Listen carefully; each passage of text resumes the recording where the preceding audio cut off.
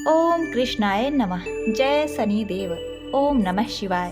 प्रिय भक्तजनों, कहते हैं कि शनि देव में आस्था है तो हर एक मंजिल के लिए रास्ता है। प्रभु शनि देव न्याय और कर्म के देवता माने जाते हैं। इनका एक और नाम है कृष्ण। भगवान शनि देव के आराध्य श्री कृष्ण जी हैं और कृष्ण भगवान ने शनि देव से प्रसन्न होकर अपने नाम पर इनका नाम कृष्ण रखा और कहा, जो भक्त ओम कृष्णाय नमः मंत्र का जाप करेगा उन्हें शनि देव के साथ साथ भगवान श्री कृष्ण की भी कृपा प्राप्त होगी। श्री कृष्ण भगवान को पूजने वाले शनि देव के कृपा के पात्र बनेंगे। तो प्रिय भक्तों, आज मैं सुना रही हूँ शनि देव और ब्राह्मण की कथा, साथ ही हम एक और दुर्लभ चमत्कारी कथा का भी श्रवण करेंगे कि कैसे ओम कृष्णाय नमः मंत्र का जाप करने वाले भक्त का शनि देव ने कल्याण किया। जो भी भक्तगण आज के दिन इस दुर्लभ रहस्यमयी कथा का श्रवण करते हैं उन्हें मन चाहे फल की प्राप्ति होती है। उन्हें शनि देव की दशा 7.5 ढैया नहीं सताती। तो प्रिय भक्तगणों, भगवान शनि देव की कृपा प्राप्त करने के लिए आप सभी भक्तगण प्राचीन पौराणिक कथा को बड़े श्रद्धा और प्रसन्न चित्त मन से श्रवण करें। किसी गांव में एक बहुत ही विद्वान ब्राह्मण रहा करता था। एक दिन रात्रि में उसने सपने में देखा कि एक नीला वस्त्र पहने हुए बहुत ही दिव्य पुरुष उसे कह रहा है कि हे ब्राह्मण देवता, मैं तुझे लगूंगा। अब देखिए, यह सपना उस ब्राह्मण को रोज दिखाई देता। इससे वह परेशान हो गया और दुबला पतला होने लगा। उसका स्वास्थ्य बहुत ही गिरने लगा। एक दिन उसकी पत्नी ने कहा, देखिए जी, मैं आपको कितना अच्छे से खिलाती पिलाती हूँ, मेवा मिश्री खिलाती हूँ, दूध मलाई खिलाती हूँ, अच्छा भोजन आहार पकाकर खिलाती हूँ, फिर भी आप इतने दुबले पतले क्यों होते जा रहे हैं? इसका क्या कारण है? प्रिय भक्तों, उस ब्राह्मण ने अपनी पत्नी से अपना सारा हाल बताया कि मेरे सपने में एक नीले कपड़े पहने हुए बहुत ही दिव्य पुरुष आते हैं। वे मुझे कहते हैं कि हे ब्राह्मण, मैं तुम्हें लगूंगा। अब यही सोचकर मुझे भूख प्यास नहीं लगती, मैं दुबला हो जा रहा हूँ। तब ब्राह्मणी ने कहा, हे पतिदेव, मुझे लगता है कि आपको शनि भगवान दर्शन देते हैं। आपके ऊपर शनि की दशा शुरू होने वाली है, इसीलिए आपको वे सचेत करते हैं। अवश्य ही वे शनि महाराज हैं। अब की बार जब दिखेंगे तो आप उनसे कहिएगा कि आप मुझे सिर्फ 1.25 ही लगिए। प्रिय भक्तगणों, उसी दिन जब रात्रि होती है तो ब्राह्मण फिर से सोता है और उसके सपने में शनि भगवान दर्शन देते हैं और कहते हैं, हे ब्राह्मण, आज मैं तुम्हें लगूंगा। तब ब्राह्मण ने कहा, हे भगवान, यदि आप लगना ही चाहते हैं तो लग जाइए, लेकिन ये बताइए भगवान, आप कितने दिनों के लिए लगोगे? तब शनि देव ने कहा, हे ब्राह्मण, तुम्हारे ऊपर 7.5 शुरू होने वाली है, मैं तुम पर 7.5 साल के लिए लगूंगा। तब ब्राह्मण ने कहा, क्षमा करो भगवान, इतना भारी तो मुझसे झेला नहीं जाएगा, 7.5 साल बहुत है भगवान। तब शनि देव बोले, अच्छा, 5 वर्ष के लिए लगूंगा। तब ब्राह्मण ने कहा, शनि महाराज, ये भी मेरे लिए ज़्यादा है। शनि भगवान बोले, तो ठीक है, 2.5 साल का लग जाऊं। ब्राह्मण ने फिर मना कर दिया। तब शनि देव कहने लगे, 1.25 का लगूंगा तो ठीक रहेगा। प्रिय भक्तों, उसे 1.25 की शनि की दशा लग गई। ब्राह्मण ने नींद से उठते ही अपनी पत्नी से कहा, देखो, मेरे 1.25 की शनि की दशा लगी है, सो मैं जंगल जाकर समय बिताऊंगा। तुम मेरे खाने पीने का सारा सामान बांध दो और मेरे पीछे किसी से लड़ना मत, घर में बैठी रहना, बच्चों को भी कहीं मत जाने देना और इस 1.25 में किसी को गाली भी मत सुनाना।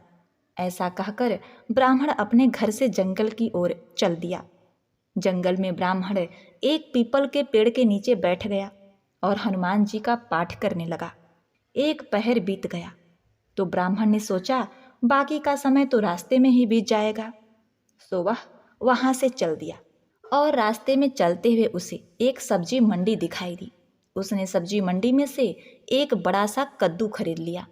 कद्दू खरीद के अपने चादर में लपेट करके वहाँ से चल देता है। तभी रास्ते में शनि महाराज एक साधु का भेष बदलकर उसके पास आते हैं और कहते हैं, तुम्हारे चादर में क्या है? ब्राह्मण ने कहा, हे साधु महाराज, मेरे इस चादर में तो कद्दू है। साधु ने कहा, अच्छा कद्दू है तो दिखाओ। जब ब्राह्मण ने अपना चादर दिखाया तो आश्चर्य, उसमें तो उस राज्य के राजा के बेटे का कटा हुआ सर था।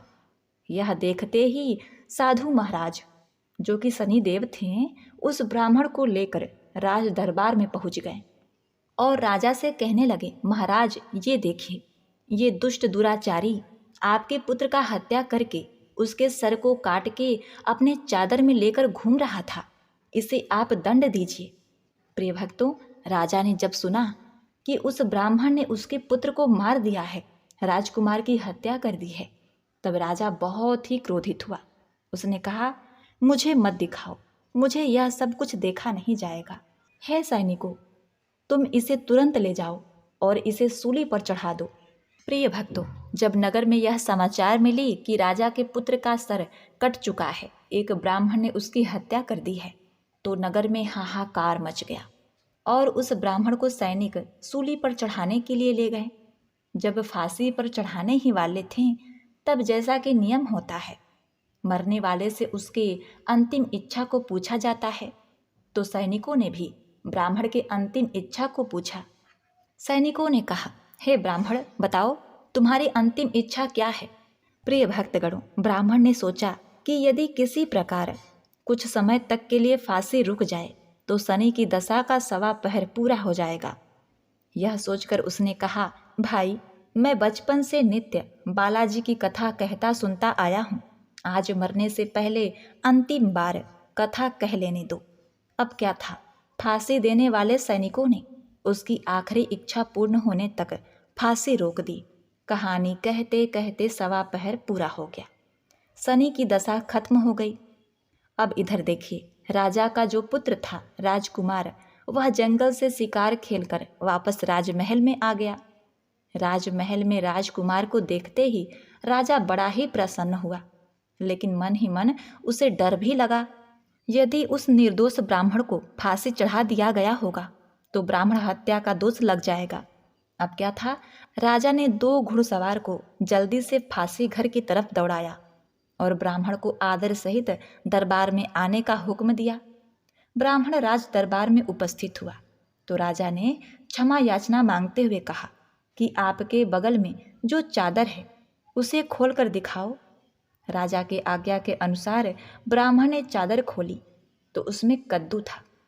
राजा ने ब्राह्मण को बहुत सा धन दिया और पूछा, हे ब्राह्मण देवता, मुझे यह समझ में नहीं आया, इस सब के पीछे क्या रहस्य है? ये सब क्यों हुआ? आखिर ये सब था क्या? तब ब्राह्मण ने कहा, हे महाराज, मुझे 1.25 पहर की शनि की दशा लगी थी, इसीलिए यह सब कुछ हुआ। राजा ने कहा, हे ब्राह्मण देव, शनि की दशा किस प्रकार टलती है? ब्राह्मण ने कहा, हे राजन, यदि राजा या सेठ को यह दशा लगती है तो काला हाथी या काला घोड़ा दान करना चाहिए। गरीब को शनि की दशा लगती है तो पीपल की पूजा करें और बोले, साचा शनिचर कहिए, जाके पांव सदा ही पड़िए। शनि की कहानी सुने, तिल तेल और काला उड़द आदि का दान दें। काले कुत्ते को तेल चुपड़ी रोटी खिलाएं तो शनि की दशा उतर जाएगी। अब देखिए, राजा ने उस ब्राह्मण को कद्दू वापस कर दिया। अब घर आकर ब्राह्मण ने कद्दू अपनी पत्नी को दिया। जब उसकी पत्नी ने सब्जी बनाने के लिए उस कद्दू को काटा तो उसके बीजों की जगह हीरे मोती निकलने लगे। ब्राह्मणी ने पूछा, हे पतिदेव, ये सब क्या है? इसमें से हीरे मोती कैसे निकल रहे हैं? इसे कहाँ से लाए हैं आप? तब ब्राह्मण ने कहा, हे प्रिय, जब शनि की दशा लगी थी तो ये कद्दू कुंवर का सर बन गया था, और जब दशा उतरी है तो शनि जी ने कैसे निहाल कर दिया, हमें माला माल कर दिया। हे शनि देवता, जैसे ब्राह्मण को शनि की दशा लगी वैसे किसी को शनि की दशा न लगे। जैसे ब्राह्मण को धन दौलत मिला वैसे सबको धन दौलत मिले। कथा कहानी कहते सुनते हुंकार भरते सबको मिले। शनि देव ने ध्याऊं, मन इच्छित फल पाऊं। जय शनि देव, हे शनि देव, जय शनि देव। ओम नमः शिवाय। प्रिय भक्तगणों, अब आइए श्रवण करते हैं भगवान शनि देव की दूसरी कथा। यह कथा सुनने से भक्तों को मनवांछित फल की प्राप्ति होती है। नर्मदा नदी के किनारे एक गांव में बहुत ही बड़े साहूकार का परिवार निवास करता था। साहूकार की मृत्यु हो चुकी थी। घर में साहूकारनी तथा उसके 2 बेटे, एक बड़ी बहू थी। साहूकारनी का छोटा बेटा मानसिक रोग से ग्रस्त था। उसकी मानसिक स्थिति ठीक नहीं थी। साहूकारनी की बड़ी बहू तारा को विवाह के कई वर्ष बीत गए थे, पर अभी तक उसे संतान नहीं हुई थी। तारा को सदैव यही भय रहता था कि कहीं उसके पति संतान पाने के लिए दूसरा विवाह न कर लें। यदि उसके पति ने दूसरा विवाह कर लिया तो उसे सौतन का दुख सहना पड़ेगा। प्रिय भक्तजनों, इसी डर से तारा ने एक योजना बनाई और उसने अपने घर में काम करने वाली नौकरानी चंदा से अपने देवर चंदन का विवाह कराने के लिए अपनी सास साहूकारनी तथा अपने पति को मना लिया। चंदा स्वभाव से बड़ी ही दयालु तथा कृष्ण भक्त थी। वह बचपन से ही उसी साहूकारनी के घर काम करती थी। उसका अपना कोई नहीं था। अब चंदा का विवाह मानसिक रोगी चंदन से करा दिया गया। कुछ साल बाद चंदा ने एक सुंदर पुत्र को जन्म भी दिया, किंतु चंदा की जेठानी तारा ने चंदा का बच्चा छीन लिया और उसे घर से धक्के मारकर बाहर निकाल दिया। और तारा ने अपने पति को भी अपने पक्ष में कर लिया। प्रिय भक्तगणों, बेचारा चंदन तो मानसिक रोगी था, वह कर भी क्या सकता था, और वह साहूकारनी चाहकर भी कुछ न कर सकी। प्रिय भक्तगणों, दरअसल ये तो तारा की चाल थी। उसने तो कभी चंदा को अपनी देवरानी माना ही नहीं। वह तो सिर्फ चंदा से उसका बच्चा लेना चाहती थी ताकि उसे पाल पोस कर अपना नाम दे सके।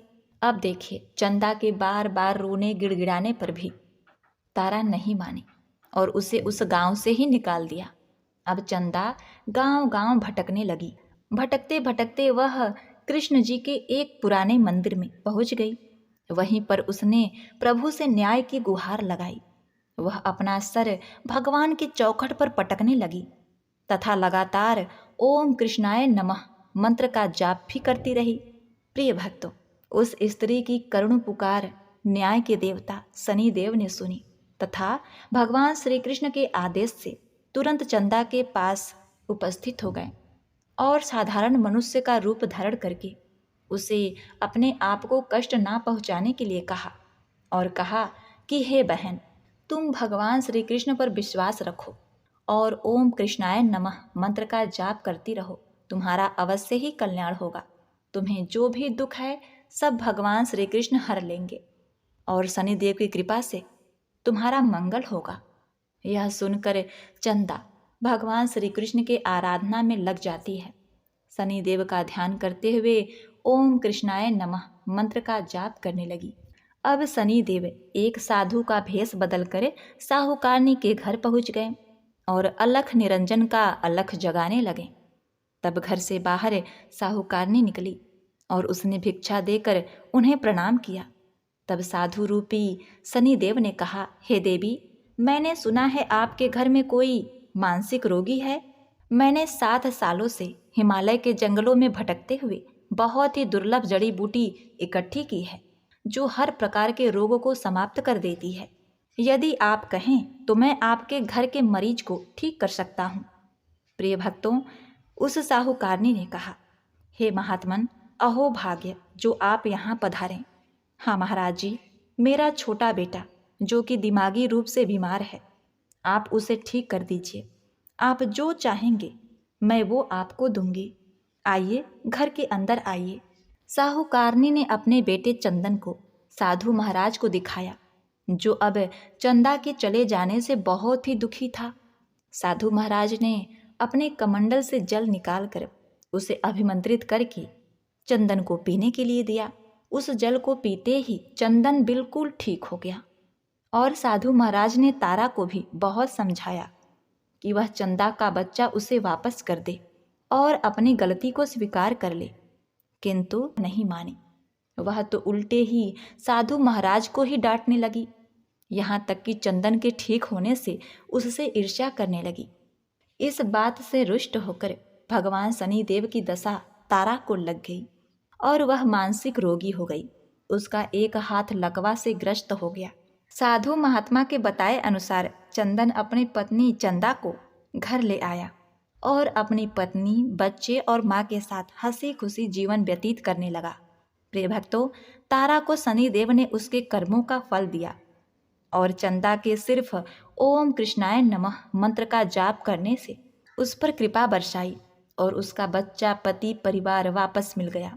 उसका पति स्वस्थ हो गया। जय शनिदेव, जय जय शनिदेव, ओम नमः शिवाय। प्रिय भक्तगणों, कथा को समाप्त करने से पहले बहुत ही महत्वपूर्ण जानकारी के विषय में। 7.5 क्या होती है, इससे लोग क्यों डरते हैं? यह सही है कि 7.5 के समय व्यक्ति को कठिनाइयों एवं परेशानियों का सामना करना होता है, किंतु इसमें घबराने वाली बात नहीं है। इसमें कठिनाई और मुश्किल हालात जरूर आते हैं, परंतु इस दौरान व्यक्ति को कामयाबी भी मिलती है। बहुत से व्यक्ति 7.5 के प्रभाव से सफलता की ऊंचाइयों पर पहुंच जाते हैं।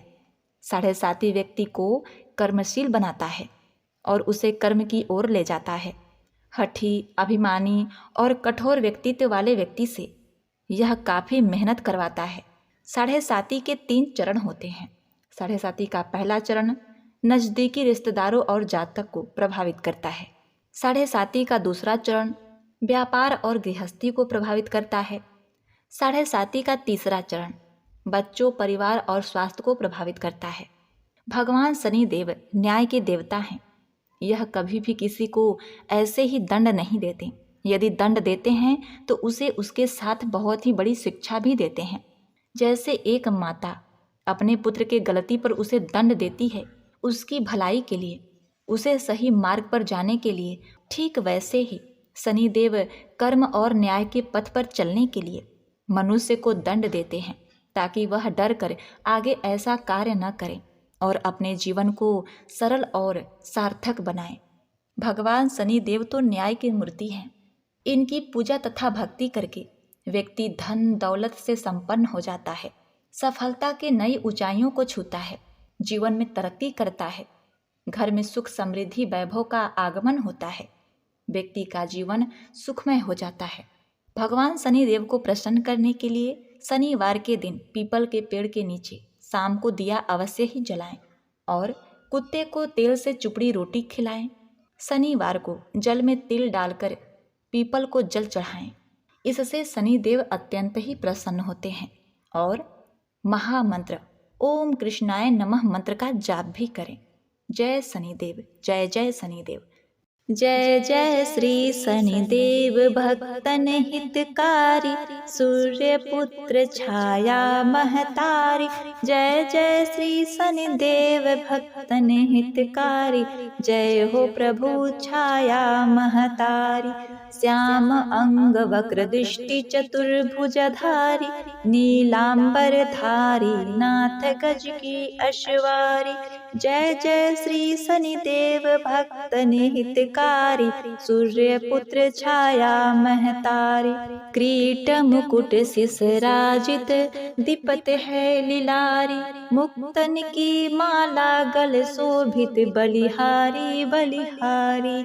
जय जय श्री शनिदेव भक्तन हितकारी, सूर्य पुत्र छाया महतारी। मोदक मिष्ठान पान चढ़ते हैं सुपारी, लोहा तिल तेल उड़द महिषी अति प्यारी। जय जय श्री शनिदेव भक्तन हितकारी, सूर्य पुत्र प्रभु छाया महतारी। देव तनुज ऋषि मुनि सुमिरे नर नारी, विश्वनाथ धर ध्यान शरण ही तुम्हारी। जय जय श्री शनिदेव भक्तन हितकारी, सूर्य पुत्र प्रभु माता महतारी। जय जय जय श्री शनिदेव भक्तन हितकारी, सूर्य पुत्र प्रभु छाया महतारी।